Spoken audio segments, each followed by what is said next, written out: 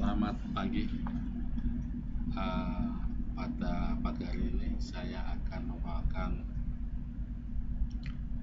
menyampaikan rencana pembelajaran mata pelatihan bela negara kepemimpinan Pancasila. Kemudian sebelum saya akan menyampaikan hal tersebut, saya akan memperkenalkan diri saya. Nama saya Muhammad Harun Sunadi, jabatan Kasubit Akademisi Pusdiklat Mabim Badan Diklat Jajaran Republik Indonesia. Sebelum saya masuk ke rencana pembelajaran yang akan saya sampaikan dalam hal ini, yang pertama tentang alokasi waktu, di mana alokasi waktunya 18 jam pelajaran, di mana 1 jam pelajarannya 45 menit per jam. Total semua 18 CP menjadi 810 menit. Selanjutnya saya akan menerangkan tentang deskripsi singkat tentang mata pelatihan bela negara ini, di mana deskripsinya yaitu untuk memahami persepsi, preferensi untuk selalu mengetahui perkembangan pertumbuhan kebutuhan publik sebagai pihak yang dilayani oleh pemerintah. Persepsi akan memberikan input bagi pemerintah mengenai kesan dan tanggapan publik mengenai lingkungan sekitarnya. Kemudian preferensi akan membuat pemerintah mengetahui penilaian terhadap kebijakan yang telah dibuat, suka atau tidak suka, didasarkan oleh berbagai faktor seperti kesenangan, kepuasan, maupun kegunaan dan suatu kebijakan tersebut. Sedangkan melalui aspirasi publik, pemerintah akan memahami perkembangan kebutuhan publik. Selanjutnya saya akan menjelaskan tentang tujuan pembelajaran. Tujuannya yaitu hasil belajar. Setelah mengikuti pembelajaran ini, para peserta mampu menganalisa persepsi publik mengenai lingkup wujud cinta tanah air dalam perspektif wawasan Nusantara, kearifan lokal, dan Pancasila. Sistem pemerintahan Indonesia dalam kerangka tujuan negara dengan mengaktualisasi kepemimpinan dan nilai-nilai dasar bela negara dalam kompetisi dan konflik kepentingan dalam konteks aktual guna menangkal hambatan etika dan integritas pelayanan publik. Setelah penjelasan tentang deskripsi dan tujuan, saya akan menjelaskan tentang indikator keberhasilannya.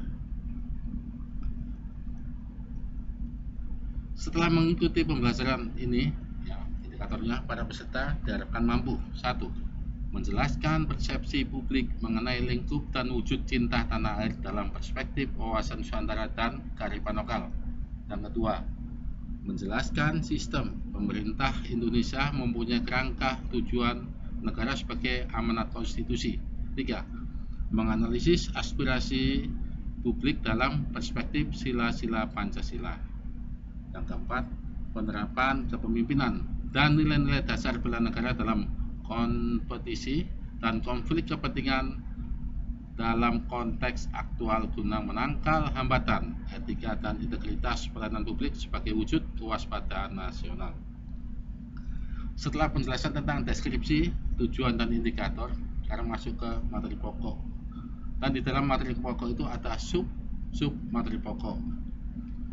Materi pokok ada 5. Yang pertama, persepsi publik mengenai lingkup dan wujud cinta tanah air dalam perspektif wawasan Nusantara dan kearifan lokal. Yang kedua, preferensi publik dalam kerangka tujuan negara sebagai amanat konstitusi, antara lain aspirasi publik dalam perspektif sila-sila Pancasila.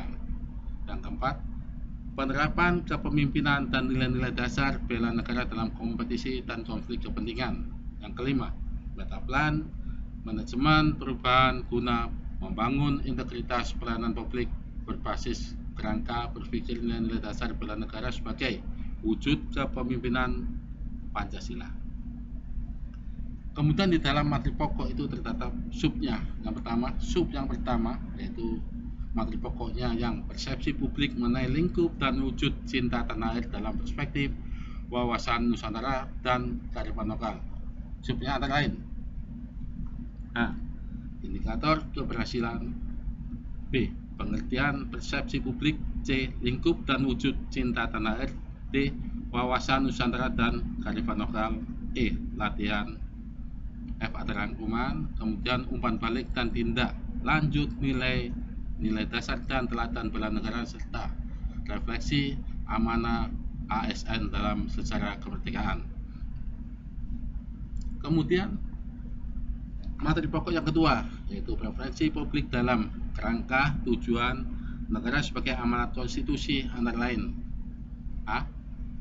Indikator keberhasilannya dulu, kemudian pengertian preferensi publik, dilanjutkan tujuan negara sebagai amanat konstitusi, sistem pemerintahan Indonesia, kemudian latihan, subnya itu rangkuman dan umpan balik, dan tindak lanjut tujuan dan visi negara sebagai amanat konstitusi, serta kaitannya dengan Pancasila sebagai dasar negara, pandangan hidup bangsa, serta jiwa semangat dan nilai permukaan Undang-Undang Negara Republik Indonesia tahun 1945.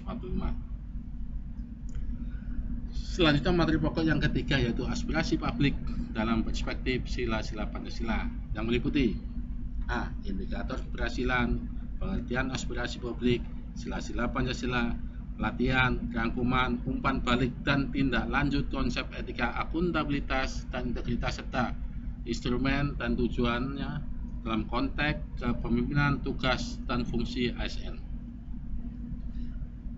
Kemudian materi pokok yang keempat yaitu penerapan kepemimpinan dan nilai-nilai dasar bela negara dalam kompetisi dan konflik kepentingan, yang meliputi indikator keberhasilan, pengertian dan implementasi kepemimpinan, nilai-nilai dasar bela negara, kompetisi dan konflik kepentingan, latihan, rangkuman, umpan balik, dan tindak lanjut.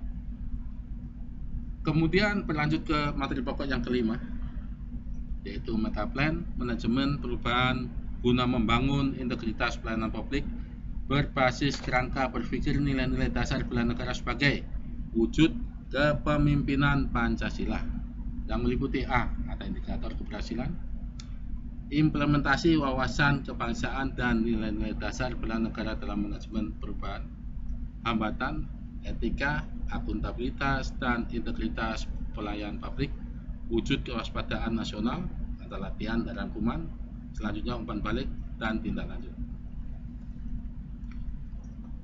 Kemudian saya menuju kepada kegiatan belajar mengajar. Kegiatan belajar mengajar yaitu tahapan kegiatan, ada pendahuluan, ada penyajian, kemudian di samping pendahuluan dan penyajian, dan terakhir adalah penutup. Sekarang saya akan menjelaskan tentang pendahuluan terlebih dahulu, yaitu kegiatan selaku fasilitator, menyapa peserta pelatihan dan memperkenalkan diri peserta, membaca jati diri widyaswara dan menerima dengan cepat. Metode yang digunakan: ceramah, tanya jawab, alat bantu, media atau modul, atau flip chart. Alokasi waktu 30 menit. Kemudian yang kedua tentang penyajian.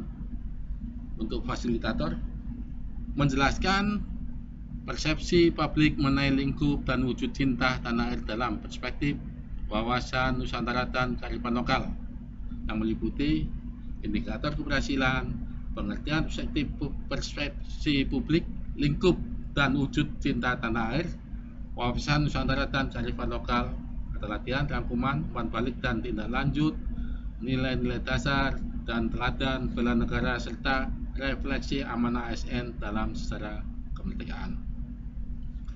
Bagi peserta, dapat memperhatikan atau bertanya atau menjawab, mencatat, simulasi, role play, atau diskusi. Metode yang digunakan bisa ceramah, tanya jawab, kurang pendapat, pemutaran video, alat bantu atau modul, flip chart, laptop, whiteboard. Alokasi waktu 150 menit.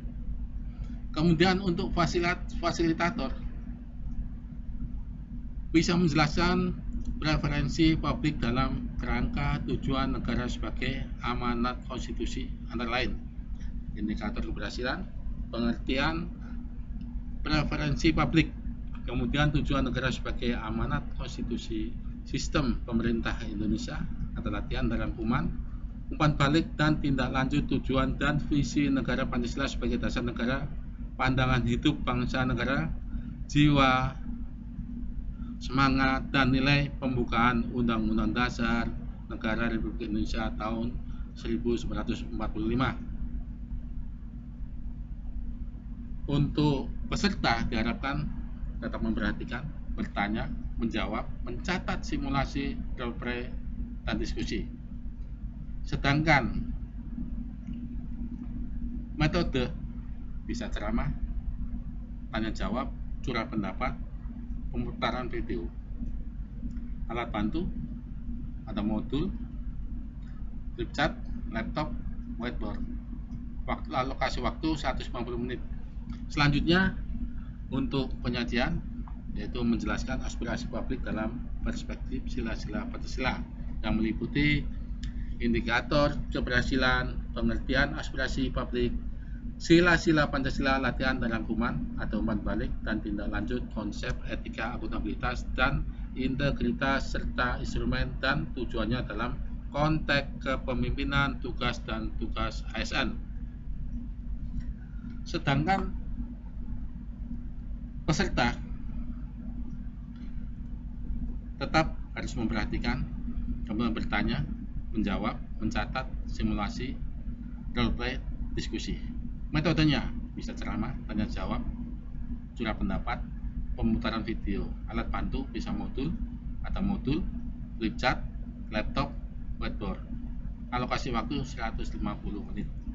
Kemudian penyajiannya selanjutnya yaitu bisa menjelaskan penerapan kepemimpinan dan nilai-nilai dasar bela negara dalam kompetisi dan konflik kepentingan yang meliputi indikator keberhasilan, pengertian dan implementasi kepemimpinan, nilai-nilai dasar bela negara, kompetisi dan konflik kepentingan, latihan, rangkuman, dan atau umpan balik, serta tindak lanjut. Untuk peserta tetap harus memperhatikan, bertanya, menjawab, mencatat simulasi, role play, dan diskusi. Metode ceramah, tanya jawab, curah pendapat, pemutaran video. Kemudian penyajian bisa menggunakan modul, flip chart, laptop, whiteboard. Alokasi waktu tetap 150 menit. Selanjutnya tetap pada penyajian bisa menjelaskan manajemen perubahan guna membangun integritas pelayanan publik berbasis kerangka berpikir dan nilai dasar bela negara sebagai wujud kepemimpinan Pancasila yang meliputi indikator keberhasilan, implementasi wawasan kebangsaan dan nilai-nilai dasar bela negara dalam manajemen perubahan. Kemudian adanya hambatan etika, akuntabilitas, dan integritas pelayanan publik. Ada juga wujud kewaspadaan nasional. Kemudian ada latihan, rangkuman, umpan balik, dan tindak lanjut. Bagi peserta tetap harus memperhatikan, bertanya, menjawab, mencatat simulasi, role play, diskusi. Kemudian metode bisa tetap ada ceramah, tanya jawab, curah pendapat, pemutaran video, alat bantu, modul, flip chart, laptop, whiteboard. Alokasi waktu 150 menit. Kemudian penutup, fasilitator mengucapkan selamat kepada peserta atas pelaksanaan pelatihan dengan harapan peserta memahami substansi cinta tanah air dalam perspektif wawasan Nusantara kearifan lokal dan Pancasila, sistem pemerintahan Indonesia dalam kerangka tujuan negara dengan mengaktualisasi kepemimpinan dan nilai-nilai dasar bela negara dalam kompetisi dan konflik kepentingan dalam konteks aktual guna menangkal hambatan etika dan integritas pelayanan publik. Bagi peserta memberikan kesimpulan seluruh kegiatan pada materi pembelajaran, memberikan salam dan aplaus. Metode ceramah tanya jawab, alat bantu, modul, flip chart, alokasi waktu 30 menit. Kemudian selanjutnya yaitu adanya evaluasi pembelajaran materi dan sub materi pokok, kemudian bentuk evaluasinya ataupun materi dan sub materi pokok. Yang pertama, evaluasi dapat dilaksanakan secara partisipatif dengan langkah-langkah sebagai berikut. Evaluasi rencana aksi. 1. Membagikan selembar kertas kepada masing-masing peserta diklat. 2. Memberikan penugasan kepada peserta tentang A.